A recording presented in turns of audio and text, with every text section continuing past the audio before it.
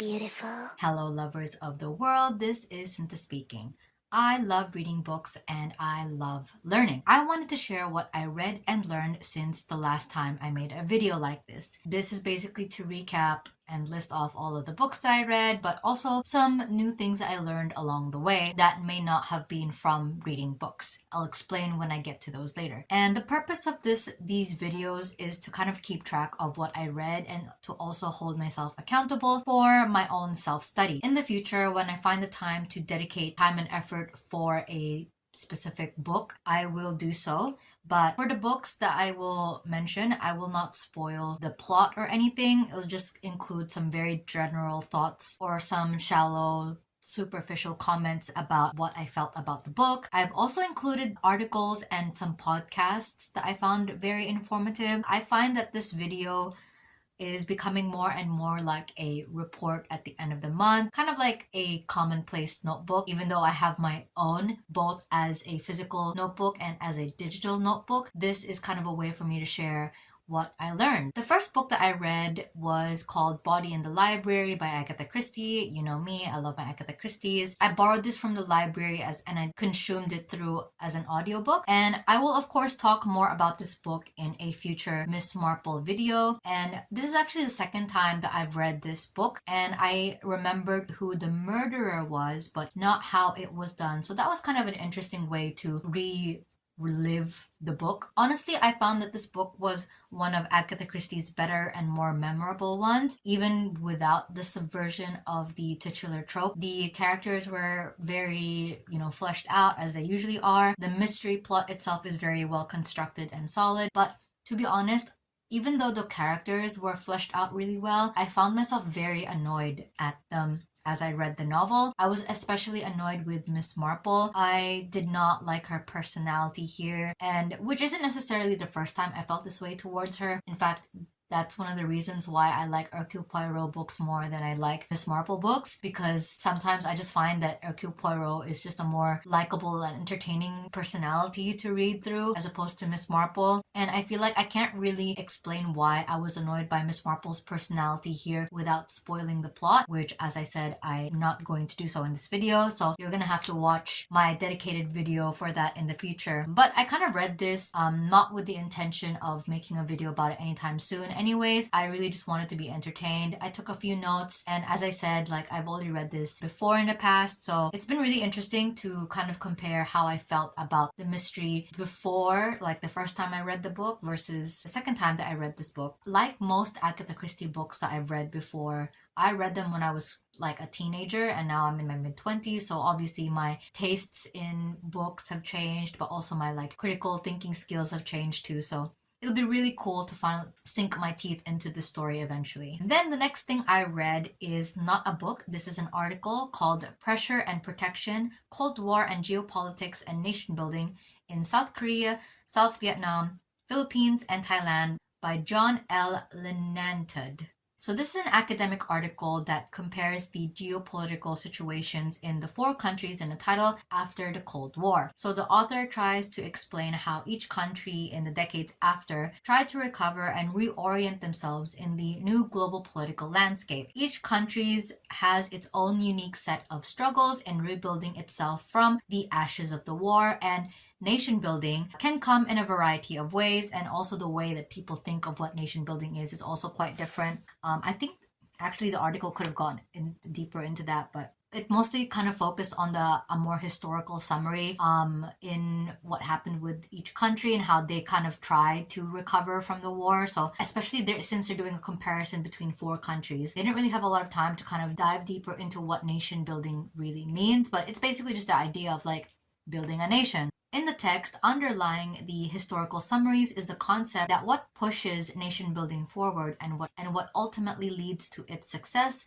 is the careful balance between, quote, geopolitical pressure and protection to provide structure to local narratives of security, nationalism, and legitimacy, in his words. What I found helpful about this article was a pretty concise overview of each country, although I was mostly looking at the article through South Korea and the Philippines. So moving on from this article that I read, I am also introducing a new feature of this monthly reading summary series, which are basically podcast episodes, which is interesting because I listen to a lot of really long videos or other podcast episodes, but the podcasts that I'm specifically including in this one are, I guess, podcasts that are directly involved in the PhD. So podcast episodes that I listen to for fun don't necessarily count unless like I feel like I had to include them. What's interesting about the podcast episodes that I will be talking about moving forward is that they're mostly going to be from this podcast series called the New Books Network. Their objective is to interview people who have published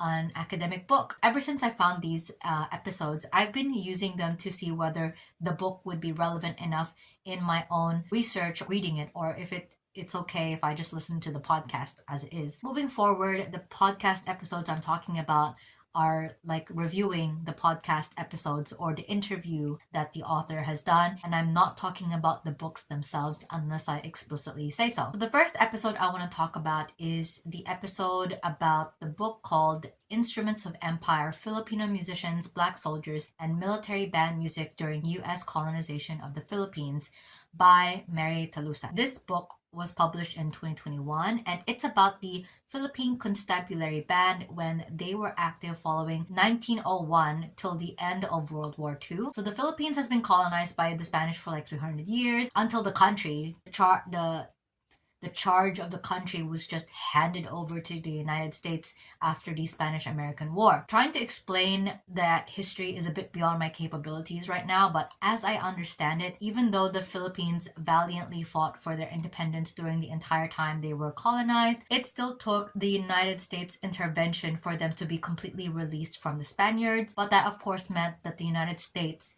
just fell into place as the new colonizer. And this is a great example of how that came to be. The heavy United States military presence there in the past and also to this day is easily the most obvious and clearest imperialist control that they have over the country, and it's very much so reflected in the existence of the Philippine Constabulary Band. This band consisted of Filipinos recruited from Luzon, which is an island of the Philippines, and was directed by an American black man named Walter Loving, who was a former United States Army regimental band leader. This interview really packed in a lot of information that is way better if you went and listened to her. That's probably better than me trying to explain it in my own half-assed words. But I've also linked every episode that I talk about in the description, so please check them out if you're interested. But the two main takeaways about this interview for me is that, one, it's crazy that the United States citizens could acknowledge the talent and skill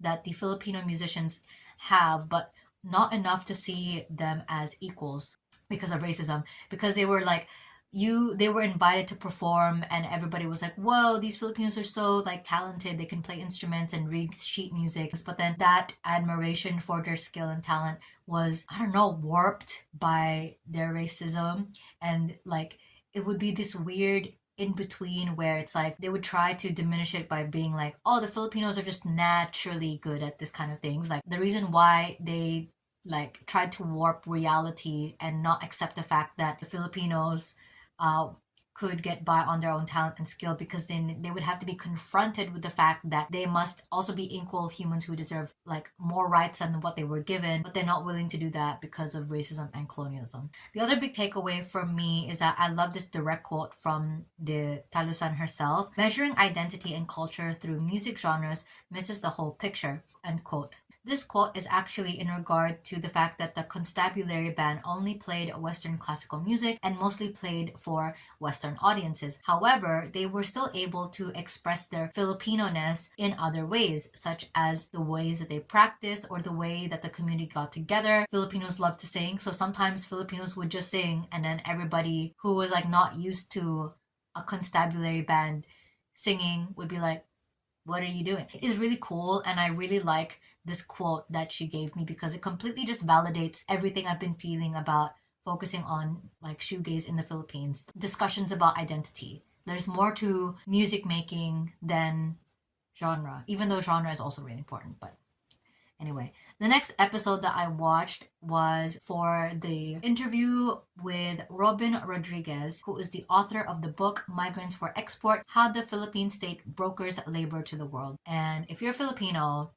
your relationship with overseas labor is certainly significant. That's the best way I can really think about it right now. I'm a Filipino migrant living in New Zealand, and so this is obviously very relevant to me personally. Lately, I've been trying to get into more like Filipino activism. I wouldn't call myself an activist, but I'm, you know, trying to be more involved. Reading, like listening to an interview like this was very eye-opening, and I feel like articulated a lot of the things that a lot of Filipinos already felt about themselves and country. So in this interview, she kind of explains that the book is about explaining how the Philippines' main export is migrant workers who go overseas for job opportunities. So the book provides a historical overview of how that system came to be in the first place, and obviously criticizing the government for allowing it to happen and for it to happen for so long. Material conditions of living in the Philippines is so bad that it drives people out of the country, and instead of making the material conditions any better, the government lets it happen because migrant workers as an export is so profitable for them and drives the economy forward, but it doesn't make the actual lives of the Filipino workers overseas or the Filipinos who live in the country who supposedly benefit from the money that their relatives send back to them any better, because the rich want to get richer without having to develop other industries to like boost up the Philippine economy or to give jobs. It's really such a fudged up. And I also feel like I learned a little bit of like Filipino history, like because I don't know a lot, right? I learned who Flora Contemplacion was. I also like that the author pointed out that ethnography, which is what I plan to do and is very much so a key component of anthropology, began as an extension of the colonial project. And so in a lot of ways, it still is an extension of the colonial project, because to study people is to learn how to rule them. And I like this quote that she says in the interview. So quote, "Filipino labor is global because United States capital is global," end quote, which is so hashtag true. This thing like really blew my mind, and like I had to write this down when she said it in the interview. But like Rodriguez introduces this concept of self-actualization through migration. Migration and working abroad has been embedded in Filipino culture for so long that migration has just been conceptualized not as a betrayal of Filipino national identity. Instead, it's been internalized and normalized as part of that national identity. People have come to accept it as an inevitable stage in their life. And that's so sad.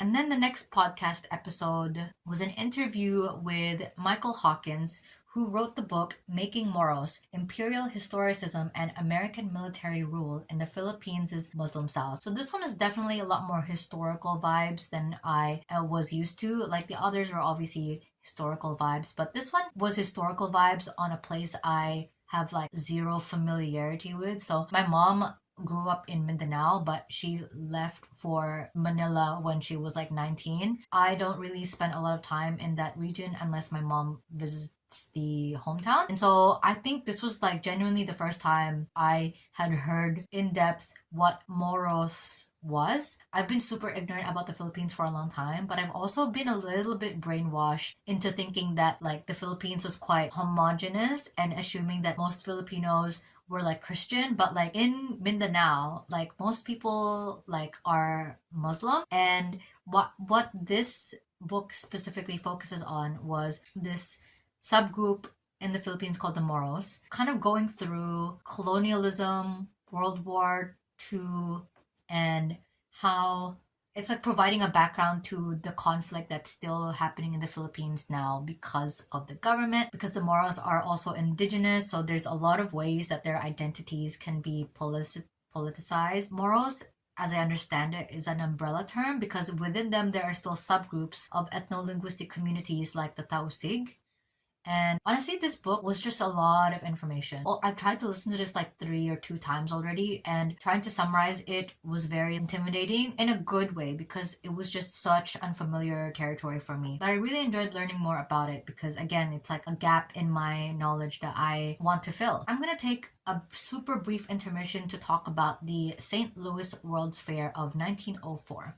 This historic event, more formally known as the Louisiana Purchase Exposition, was an international exposition held in St. Louis, Missouri, United States from April 30 to December 1 in 1904. Why am I talking about the St. Louis World Fair? Because 1,102 Filipinos were displayed as exhibitions there. And of those 1,102 Filipinos were members of the Philippine Constabulary Band and the Moros people. And I've basically never heard of this event before listening to Talusan and Hawkins episodes. Talusan talked about it in her interview. I was like, I've never heard of this before. This must just be like a super big event.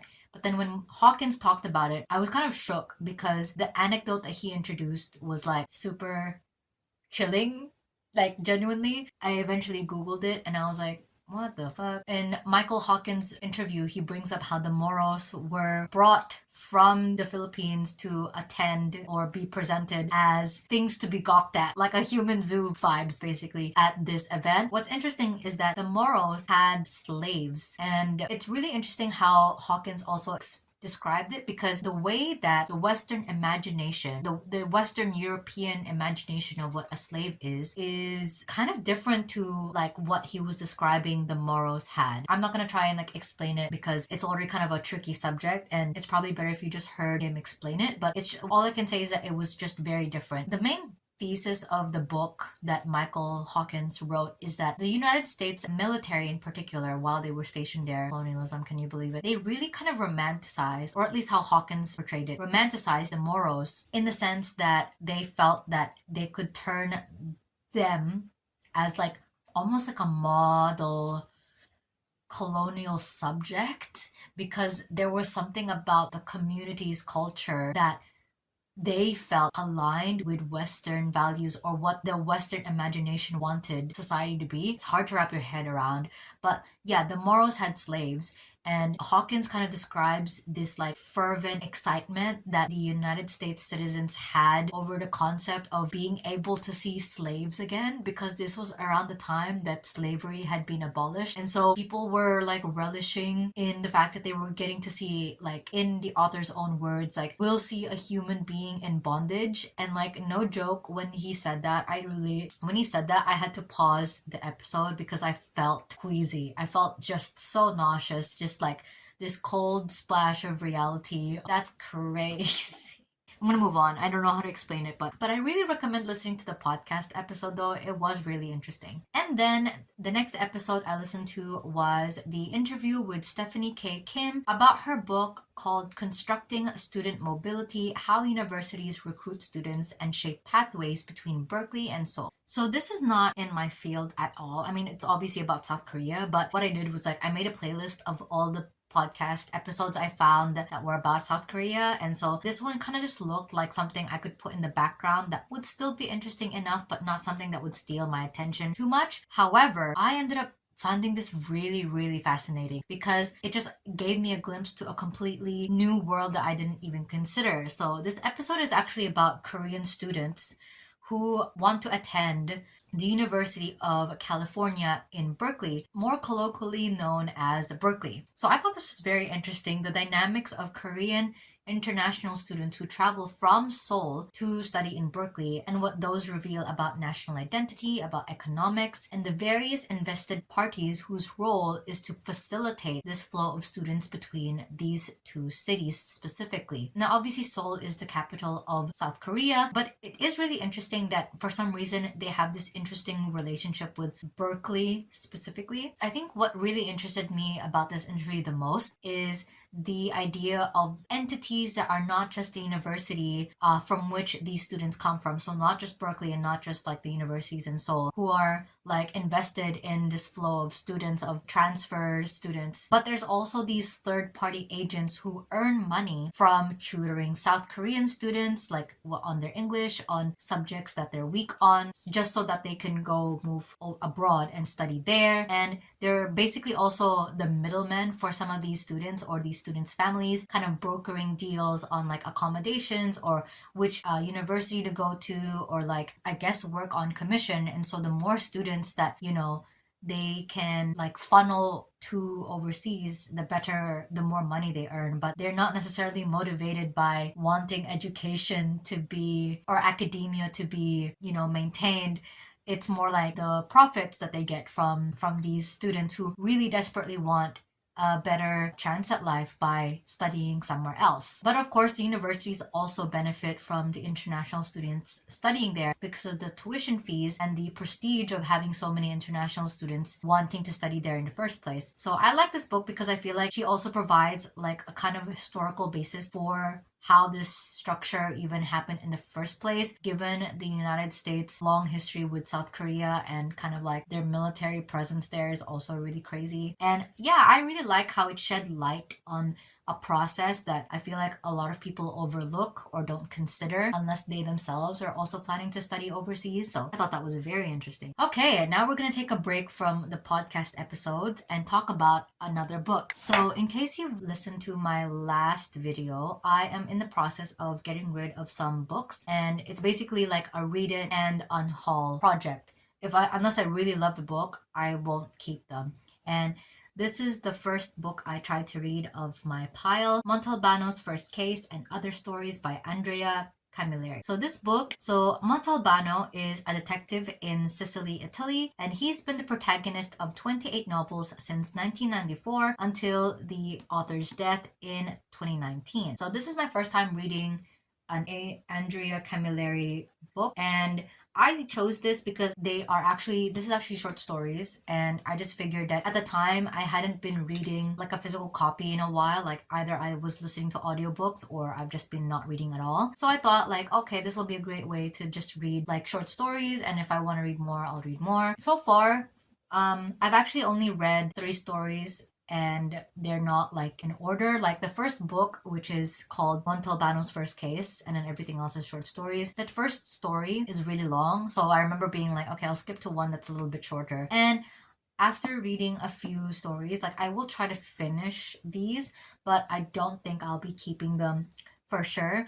It's just that I think after the 3 short stories that I've read on the book, I got enough of a feel for the author's style and voice. And while I think it's definitely very strong and very memorable, I don't like it enough to keep it in my library. And he's definitely got a personality, Montalbano, I mean, but I don't particularly like him. Maybe if I read a few more stories, I'll be able to articulate how I feel, but yeah, this is definitely very interesting though. Very like strong voice, very distinct style. And I can appreciate and respect that, but okay, I left it in the car, but I've also been slowly getting through my copy of Subcultures by Dick Hebdige, which is a very, very, very important book. And funnily enough, copy that I'm reading right now is from the library that I did not return for so long that they officially marked it as lost. So it's mine now, I guess. I've been trying to finish this book for months, but I keep getting my attention diverted from it. And it's a really good book. Like it's like the academic theories are sound. It's just that my brain. I recently attended another session of my reading group for Karl Marx's Capital. So I had actually missed a few sessions over January and February, and I wasn't even reading it on my own, but I finally had the chance to attend the session, so I did, even if I hadn't been keeping up with the assigned chapters, and it was still really helpful because I was with other people who were willing to teach me. And honestly, it's better than like not going and then just not being able to learn more about capital at all. So in that session, we covered parts of chapter 15, and in the next session, we'll cover more parts of the same chapter, but I will not be able to attend this week's reading group session because I am busy. And then I listened to one more podcast episode, interview with Nicholas Trajano Molnar about his book, American Mestizos, the Philippines and the Malleability of Race, 1898 to 1961. And this was really interesting. He looked through archives and military records to basically try and deduce how people felt about race, ethnicity at that time through the lens of mestizo. So at least in the context of the Philippines, mestizo was just a word for somebody who was of mixed blood, mixed race. And even though it's a Spanish borrowed loan term, in this context, it could refer to any Filipino who had any kind of mixed race blood. I guess because mestizo is a Spanish word, I always kind of assumed that mestizo meant like you were just half Filipino and half Spanish, but that's kind of everybody. That's kind of everybody. Thanks colonialism. But in this book, he talks about American mestizo, so people from the United States, and specifically people who were soldiers during the war.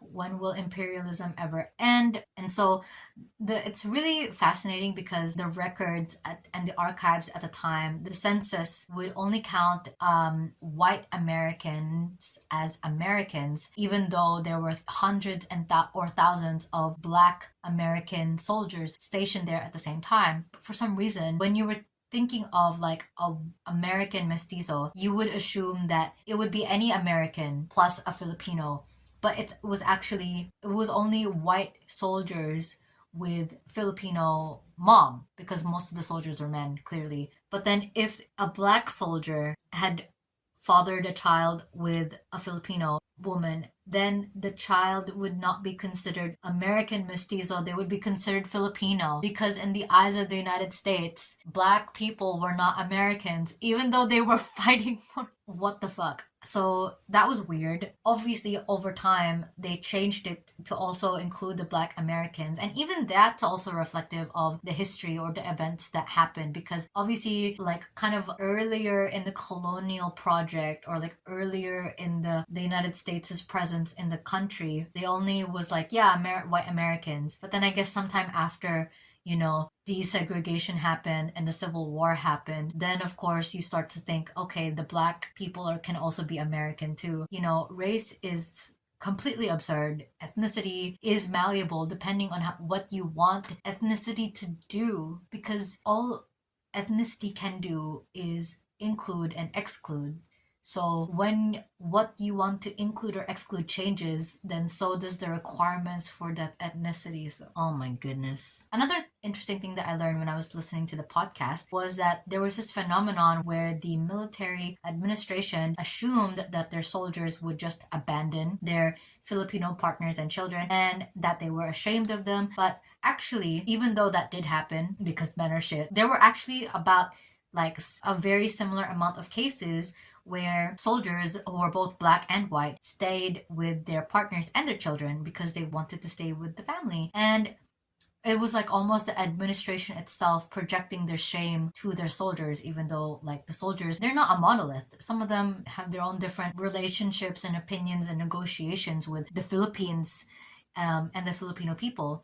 And I really like this phrase that Molnar came up with in the interview, where the concept of American mestizo was an existential threat for many Americans, especially high-ranking officials who went to the Philippines, fathered children with Filipino women, and then they thought they could just abandon them there and be absolved of responsibility and return to their lives in the United States. And actually, the author brings up this case where I don't even know who the guy's name is, but he like fathered a child with this Filipino woman, and she like followed him all the way over there and demanded that he take responsibility. Queenship. Can't believe it. This is literally Miss Saigon. I fucking hate Miss Saigon. I fucking hate Miss Saigon. Also, another thing I found out was that unlike other mestizos in the Philippines, the mestizos who were like Chinese mestizos, Japanese mestizos, had their own separate communities and lived and had different practices, whereas American mestizos tended to just see themselves as Filipino, especially if your dad, who was a soldier, would just abandon you eventually. And so it's like you don't even see the American side of you, because the American side of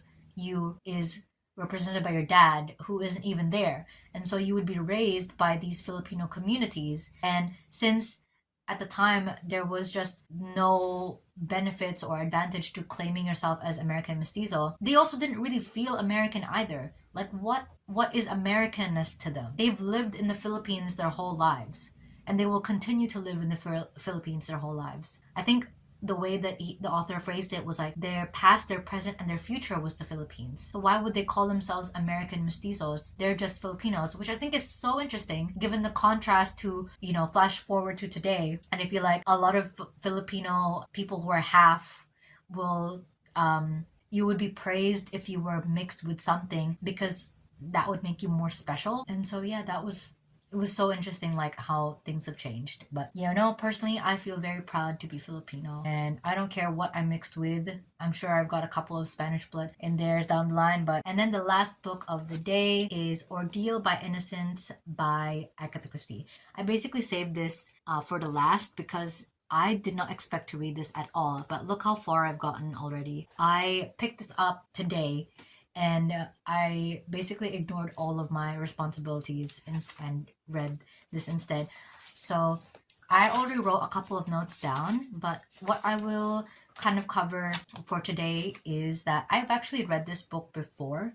I had completely forgotten it in the beginning of the book, but the more I read it, the more I remembered and the more things were coming back to me. It's another book about a dysfunctional family, and it even has an actual POC character. So far, she hasn't really been a significant feature to the plot yet. I'm really curious to see how Agatha Christie decides to utilize her. So the POC's name is Tina, and she's literally like said to be a mixed race child. I don't know how dark she is supposed to be, like how dark skinned she is, but it could be that she is like super light skinned but still looks kind of ethnic. So I'm kind of intrigued because I know that there's a, I think, movie or TV show adaptation of this. Now I'm really curious to see who the actress is for that character. I will probably definitely make a pretty short but like still dedicated review of this book because I feel like the fact that there is a POC character there, like it does make me want to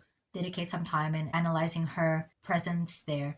And aside from that, there is some interesting ideas here, nothing new from Agatha Christie about race, hereditariness, mostly race and hereditariness. So it's very kind of pretty straightforward. If you've read an Agatha Christie book about dysfunctional families, I feel like you've pretty much read them all. But yeah, that's all I can say.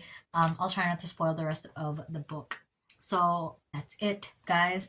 That is what I read and learned this month. Thank you so much for sticking with me till the end of the video. I am gonna go give my throat a rest because I have been talking nonstop for an hour and I need to go edit this eventually, but I have work tomorrow, and so I'm gonna go sign off. Thank you so much, and I can't wait to share my love with you again next time. Bye.